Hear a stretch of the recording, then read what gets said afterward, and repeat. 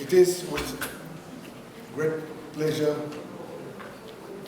and profound respect that I welcome you all to this consultative forum convened by the presence here today signifies not only the strength of African solidarity, but the shared recognition that our continent must confront the painful legacies of its past to build a dignified and sovereign future.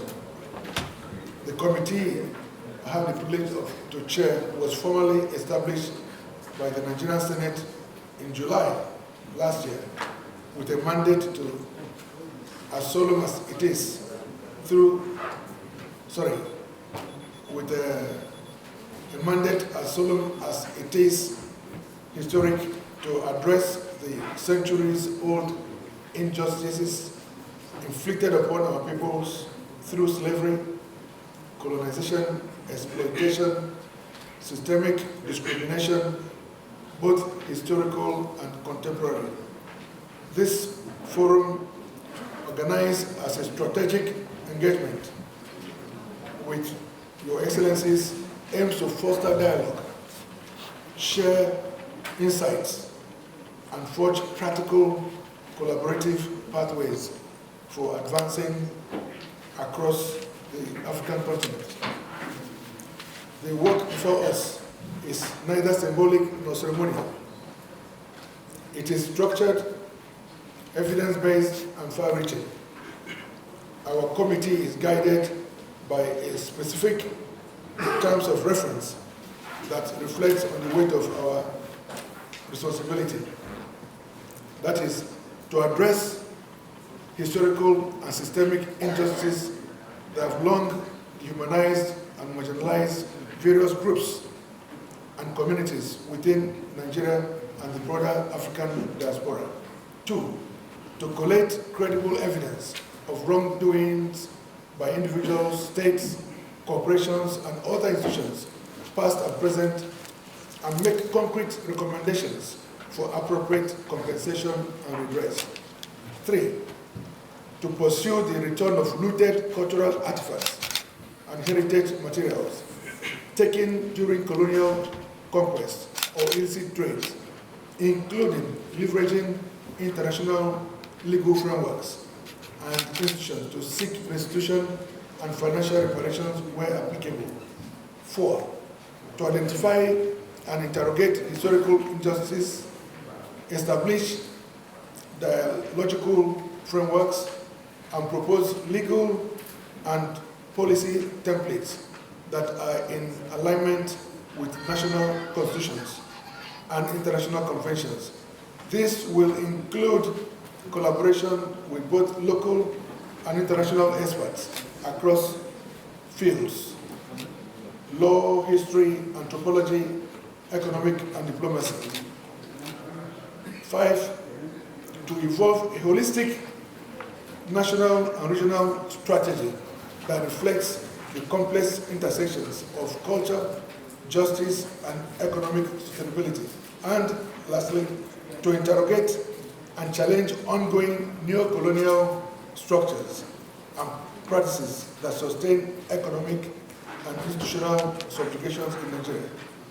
Let me emphasize, this mandate does not only cover matters of culture and history. It extends into virtually all sectors of our socio-economic architecture: education, resource control, infrastructure, restitution, and intergovernmental equity. Our deliberation today is further invigorated by recent continental efforts. February 2025, the African Union reinforced the call for reparative mechanisms to provide not just economic compensation, but healing, acknowledgement, and empowerment. That African Union Summit marked a pivotal moment, affirming that reparation is no longer a fringe discourse, but now central to Africa's collective agenda for justice, recognition, and transformation.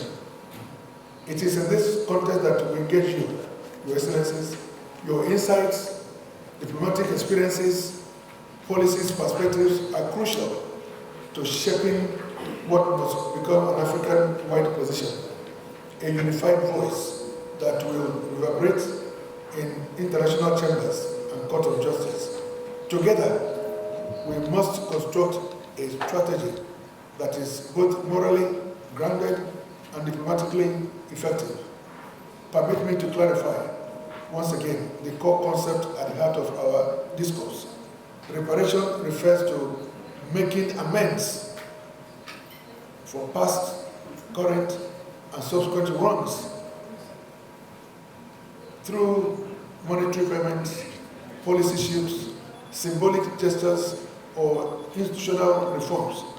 It is a redemptive process, but also a moral imperative. Reparation, on the other hand, concerns a return of people, cultural properties, and financial assets to the countries of origin. It is as much about restoring identity and sovereignty as it is about material compensation. These are not simple matters. They involve navigating legal and ambiguous political sensitivities and historical wounds. Yet, we must approach them with courage, clarity, and coordination.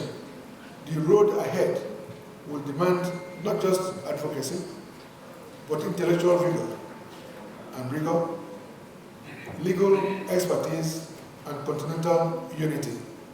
This forum is therefore more than a meeting.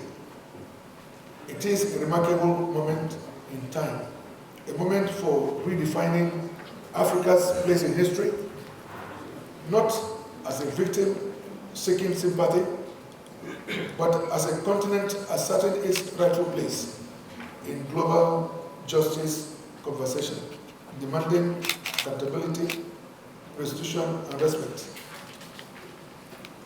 Your Excellencies, my distinguished colleagues, we count on everybody's support to amplify these objectives in your respective missions and capitals. As we consolidate our national strategies, let us do so in a spirit of African fraternity and with the hope that justice delayed must no longer be justice denied. Thanks for coming.